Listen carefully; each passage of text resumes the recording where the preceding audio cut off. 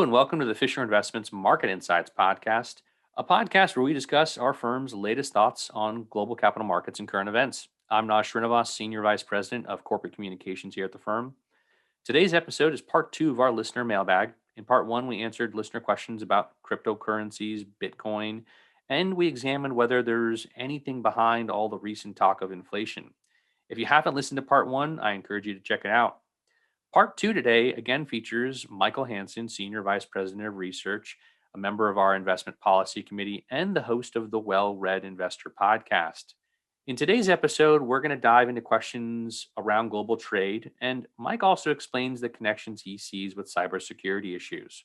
We'll also answer questions about the proposed U.S. infrastructure plans talked about in the media today and China's economic recovery. And stick around. At the end of today's episode, Mike shares some recommendations for books that could improve your investment decision making. Before we get started, though, I'd ask that if you enjoy what you hear on Market Insights, take a few minutes to rate and review the podcast wherever you listen. It's easy and it helps us share this valuable information with even more people. Thank you, and please enjoy the episode.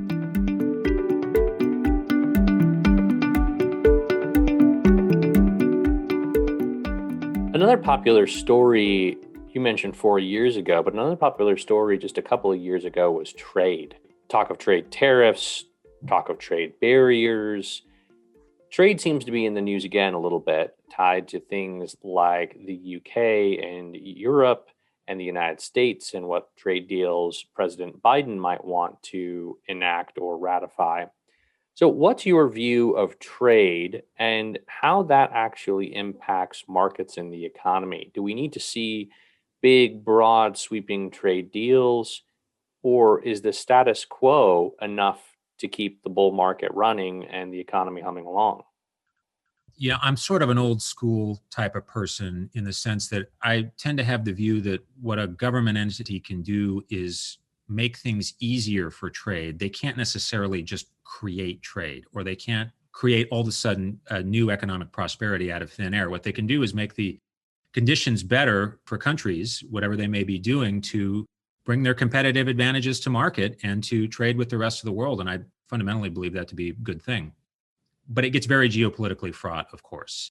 And one of the ironies of today is that while everyone just a year ago or more was talking about trade restrictions, trade tariffs, especially the United States versus China, since the onset of COVID, and since goods have been more demanded than services, of course, over the last year, because services have been very curtailed by the lockdowns, but people have bought a lot of stuff in the last year, it's made the trade globally for tangible things just absolutely surge. And it's happening all over the world. But one of the things that I believe is interesting is if you look at the Suez Canal sort of crisis, what a big deal that seemed like for a while, that the Suez Canal was blocked. And it was. I mean, the last thing I saw was something like $150 billion. It might have been more like $15 billion a day or half day, whatever it was. It was huge numbers that they're losing, not getting trade going through those canals.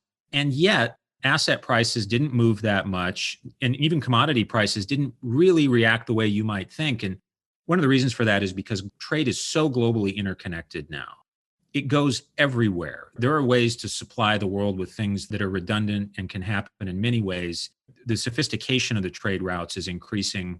There's more than one way to get goods and services to places, although some of these canals are of great importance. And so the part that I think is most interesting is that asset prices didn't change very much of that, which shows the resilience of trade. But what's really on investors' minds today, and I think is going to matter a lot, is the topic of semiconductor security, cybersecurity in general. And what's talked about really a lot, I mean, if you just open up the Wall Street Journal, is national security tied to semiconductors. And this is a huge topic. It's also going to involve China and the US as well as it will anyone, and especially a country like Taiwan. And this is where things get geopolitically fraught. So, Mike, cybersecurity, semiconductors, how do those connect with the conversation on trade for investors? There's a huge shortage of semiconductors in the world today because there's been a surge in demand for all sorts of tech goods and services. I think that is going to be a very durable theme. But I don't think infrastructure is everything, but I do think infrastructure is technology today. It is part of the infrastructure. And as a result, you're going to have government demand, private demand, electric vehicle demand, server demand, everything you can think of for not just semiconductors, because there's just chips going into everything these days, but high value add chipsets that are doing very sophisticated things, especially in things like cars. This is going to be hugely sought after. It's going to be a major trade issue. And I bring up Taiwan and China and the US because the US is already acting, even agnostic to what the infrastructure, the Biden infrastructure package is talking about. Intel, for example, is already committed to building several new foundries in the United States because they want more of that done in the US. China is doing similarly, but the place where most semiconductors are made are in Asia. It's places like South Korea, but it's especially Taiwan. Taiwan Semiconductor, of course, is one of the largest companies in the world. This is a national security issue because everybody wants a share of those chips coming out of there. And I see that continuing to be a geopolitically fraught issue. But I think the net result of it is that some of the big developed economies of the world, along with many others, are going to be building a lot of semiconductor infrastructure over the course of the next decade. It takes a long time to do that. It won't happen overnight. So I think the shortages persist. And what that means is that some of those companies that make semiconductors or the equipment involved in it stand to see big volume, about as much volume as they can handle. And with that, probably some pretty good margins. And so I think that's a great way of thinking about trade today. Speaking of China, what does China's economic recovery look like? And are there any lessons for investors to take away from it? Or how should investors think about the world's second largest economy today? It's a hard issue. One, because people have such strong emotionally linked views about the US and China and all the things that go along with that. But from an investor standpoint, there's a few interesting things you can say. One is China, in a certain regard, has been ahead of the curve on COVID, if you'll pardon the extremely bad pun. And what I mean by that is the onset happened there before most other nations, and the recovery there now has been something of a litmus test for other countries to just see if they maintain the same trajectory. I don't think it'll be the same in every country, and I think these things are all so interlinked that it's kind of hard to separate it all out. But what you've seen with China is they had their shutdowns, and regardless of whatever your views on that or however that worked, they eventually reopened, and their economy has recovered. It's about back to where it was. It's still a little below, but about back to where it was. And the interesting part about that is that they're not necessarily seeing above trend huge growth today, like so many people are saying is going to happen in the rest of the world. What they're seeing instead was a big run up back to about the levels there were before, and then moving back to about moderated growth. Some of their industries are going to do great because they're exporters and the rest of the world's about to demand a lot of things. So I think they can grow well too. But it's just very interesting to see China do the thing where they fell first. They recovered faster than most, and now they're kind of gliding along at about a moderate pace. This is typified by the fact that I think people think about the US too much in terms of stimulus and fiscal policy and all that. In China, for example, they are, as far as I can tell, starting to look to slow credit growth.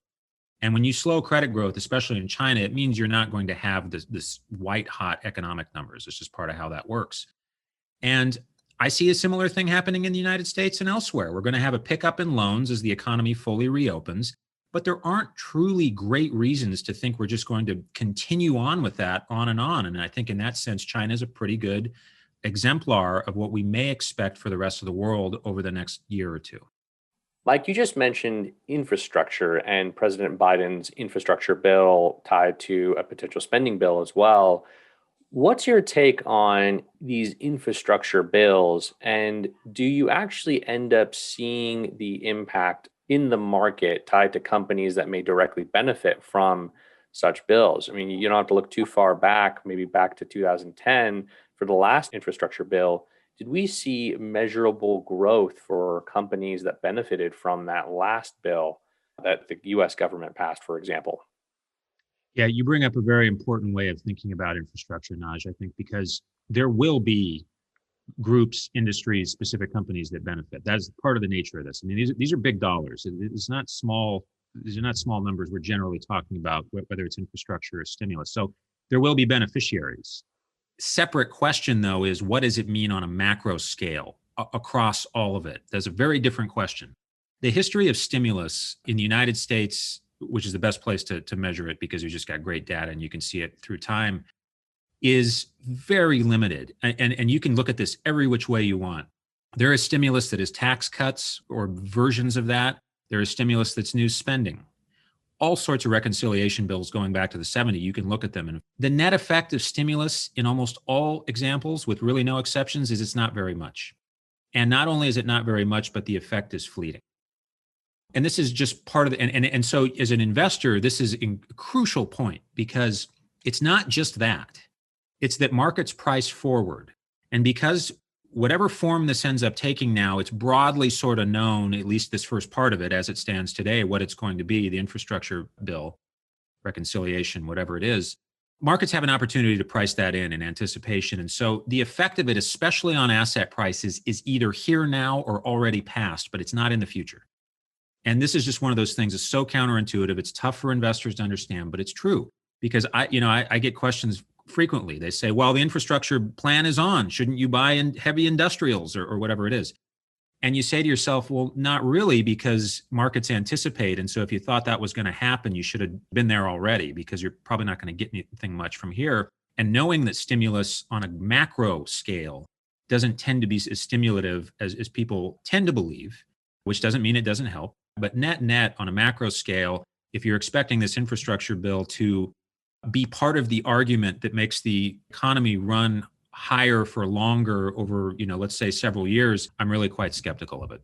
So that's the fiscal side, but there's also the tax side. I do think there's going to be higher taxes on the corporate side, but as we've shown our clients for many, many years, tax changes have counterintuitive effects or non-correlated effects to the things they may think are important. And I think it's for the same reasons we were saying about infrastructure.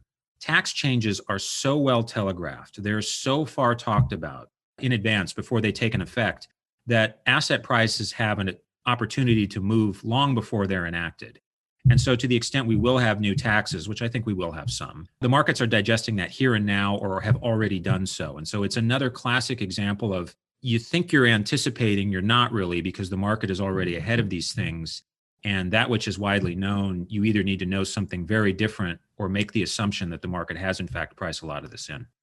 I always like to end these interviews with a question of what are you reading now? Not only because of your role as the host of the Well Read Investor podcast, but also because you are my go-to for book recommendations. So what are you reading now that's interesting? I appreciate that, Naj, especially the plug for the podcast. We have a ton of fun talking to some of the best authors in the world. And I do a ton of reading, as people know. And so some of the things I'm reading today, actually some very good books have come out for the spring season. The first one is a book by a guy named Michael Strevens, who I had not encountered before. And he wrote a book called The Knowledge Machine. And his thesis is how subjectivity and especially irrationality led to science. And it's a fascinating exploration because particularly in this business, investing, everybody makes these claims to being objective. Oh, I'm just being objective. I'm looking at the data. I'm looking at the science. The truth about that is there's no real such thing as objectivity. In order to glean anything from data, you have to have a point of view. You have to have some kind of subjectivity. And what Strevens is doing here is making the case for why that's actually not only true, but it's vital. And you should actually pursue your subjectivity to try to find angles and truths out there that may not be seen elsewhere, which I think is really true about investing. And so I enjoyed this book. He's actually quite a nice writer and very literary as well. Another good one, Useful Delusions by Shankar Venantam, which is about how the brain deceives itself. And it's kind of a contemporary take on what I would call cognitive and behavioral biases, which has been known in investing for many years. But it's quite a lot of fun. And it talks about all the ways in which we deceive ourselves. And I've never really liked the language of saying that we're biased and self-deceiving, although that's true. What I choose to think instead is more like we have our own personal points of view and those are valid. And what's important for each individual is to bring their own unique point of view to the table. And that's what I believe market prices are. I believe markets are stronger when people do bring their own unique views versus homogeneity where everybody thinks the same thing. That makes for weak asset prices. Anyway, it's a lot of fun, and it's always fun to look at how we deceive ourselves. Well, outside of the real serious stuff, I'm reading a great book, new translation of what's called The Monkey King, which is the hero myth of China, or one of the great hero myths of China. The Monkey King, he would be the equivalent of Odysseus and that sort of things in the Greek world and whatnot. And it's a great epic. And in fact, this new translation is a real nice contemporary version of it. There's wizards and all this other sorts of things going on as this monkey seeks enlightenment and heads towards the west, towards India. And he becomes a great warrior and he becomes immortal. I've always been a believer that great hero myths of the world reveal more about what's common about us, not what's different. And even more importantly, I study a lot of heroic mythology because I think it's a codex and a guide for how we can move through our own lives, especially with difficulties, and mature and evolve. I just think all the great myths speak to that in one way or the other. And so I'm reading that as well. It's called The Monkey King, The Journey to the West. Some great books to check out. Well, Mike, thanks as always for your time. The pleasure was all mine, Naj. Until the next.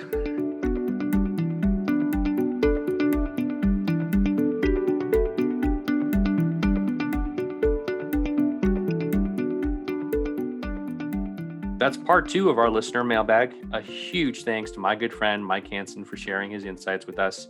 If you haven't already, check out Mike's podcast. I highly recommend it. It's The Well-Read Investor, and you can find it wherever you get your podcasts. For more information on the topics we discussed today, you can visit the Market Insights podcast page. There's a link in our episode description. We'll also have more info and links for The Well-Read Investor if you're interested. And if you like what you heard today, subscribe to Market Insights wherever you get your podcasts. That way you'll have a new episode as soon as we publish them. You can also connect with us on LinkedIn, Twitter, and Facebook, and check out the Fisher Investments YouTube channel. For our latest capital market insights, visit the Market Minder section of our website, fisherinvestments.com. And if you have questions about investing or capital markets that we can cover in a future episode of Market Insights, we'd love to hear from you. Email us at marketinsights@fi.com, all one word, no space. Join us next time. Until then, I'm Naj Srinivas for Fisher Investments. Stay safe and be well.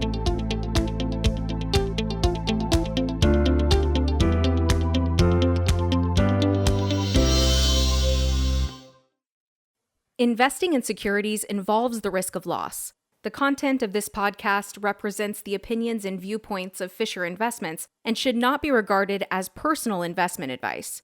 No assurances are made we will continue to hold these views, which may change at any time, based on new information, analysis, or reconsideration. Copyright Fisher Investments 2020.